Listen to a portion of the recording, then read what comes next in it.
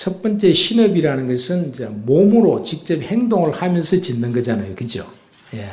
그래서 그 신업에는 천수경에 나오듯이 살생, 투도, 사음 이 세 가지가 신업입니다.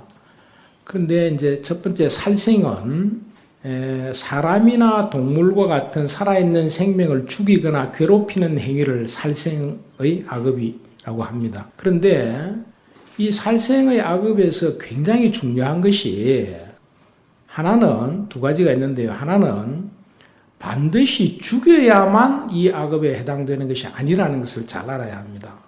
이게 인도 말의 버무의 원문을 한자로 옮길 때 죽일 살자를 썼기 때문에 살생으로 번역이 돼서 대부분의 불자들이 죽여야 이 제업이 성립한다 이렇게 생각하는데 본래 버무의 원문은 아힘사라 그래서 괴롭히는 거, 해롭게 하는 것을 말하는 거거든요.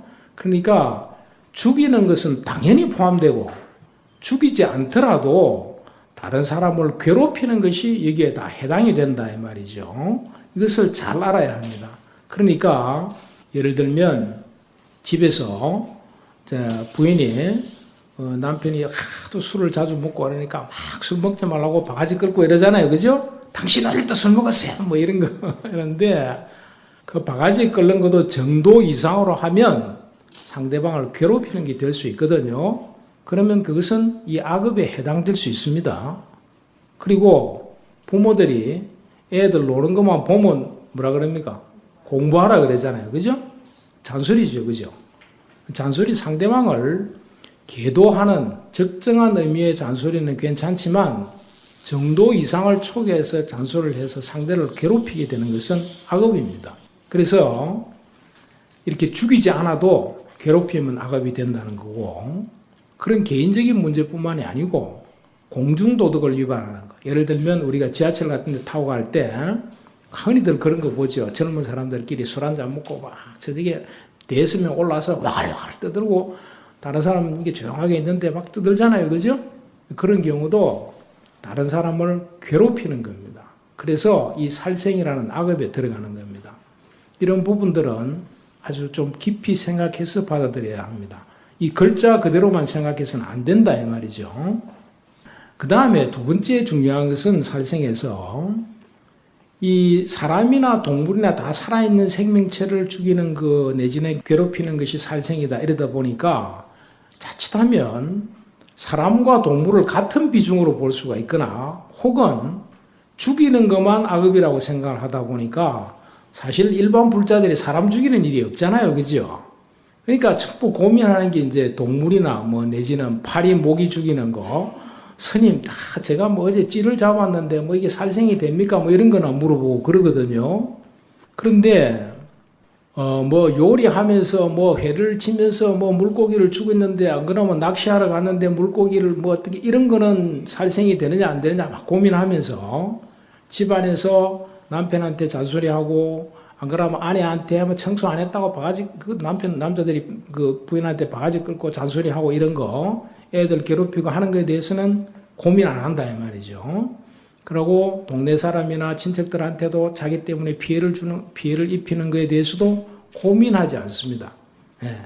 이런 것들이 전부 살생이라는 악업이 무엇을 이야기하는지를 전혀 고민하지 않기 때문에 이런 문제가 생긴다 이 말이죠. 그래서 물론 이제 이렇게 이야기한다고 해서 뭐 동물을 쉽게 죽여야 된다 그런 말은 아니지 않습니까? 아닌데 이런 가르침들이 현실에서 적용될 때는 그 경중을 구분할 수 있어야 합니다. 그러니까 동물을 그러니까 뭐 파리, 모기 내지는 쥐 뭐 이런 거 죽이는 것도 물론 따지면 살생이 되지만 그거보다는 다른 사람을 괴롭힌 것이 훨씬 더 중요한 악업이다 이 말이죠. 무거운 악업이다. 경중을 구분할 수 있어야 됩니다. 그래서 이 문제, 요 지금 두 가지가 이 살생에 대해서 잘 알아야 되는 그런 문제입니다. 두 가지 사항이. 예, 그리고요. 다음에 투도는 보통 우리가 이제 투도라는 한자 자체가 도둑질할 투자, 훔칠 도자, 그래서 둘 다 도둑질이라는 의미인데 남의 것을 훔치는 것뿐만이 아니고 이 원래의 의미는 정당하게 나한테 주어진 것이 아닌 것을 내가 가지는 거거든요. 그러니까 꼭 남의 집에 담 넘어가거나 남의 주머니를 이렇게 손을 대는 것 외에도 자동차 운전을 하면서 신호 위반을 한다든가 뭐 갓길 운전을 해가지고 다른 사람은 10분, 20분씩 차 밀리고 기다리고 있는데 자기는 샥 빠진다 이런 거 있잖아요. 그죠? 혼자는 굉장히 똑똑하다고 생각하지만 그 악업입니다. 투도에 해당된다 이 말이죠. 그 다음에 종업원이 월급 받고 일하면서 시간 중에 사우나 가고 뭐 골프 치러 가고 그런 거 있을 수 있죠. 그죠? 도둑질이죠. 그 다음에 또 공무원이 뇌물을 받는다든가 이런 것들. 그러니까 정당하게 주어지지 않은 것을 갖는다. 이것이 전부 투도의 악업에 해당됩니다. 요즘에는 뭐 불자들은 좀 그렇지 않겠지만은 하도 재물이나 이런 것들에 대한 이권에 대해서 밟다 보니까 눈에 보이지 않는 이런 일들에 대해서 머리를 잘 쓰는 것을 자기가 지혜롭다고 생각하고 똑똑하다고 생각하는 경향이 아주 많죠. 그죠? 그러나 불자들은 그것이 과보를 받게 되는 악업이라는 것을 잘 알아야 합니다. 그리고 그것은 이 참회에 대해서 참회 대상을 분명하게 알 수 있어야 합니다. 그렇지 않으면 왜 악업이냐 이렇게 하면 설득력을 자기 혼자서도 가지지 못하는 문제가 생기게 되거든요. 그래서 이런 부분들을 알 수 있어야 됩니다. 그 다음에 세 번째는 사음인데 뭐 이것은 대부분 다 짐작을 잘 하시겠죠.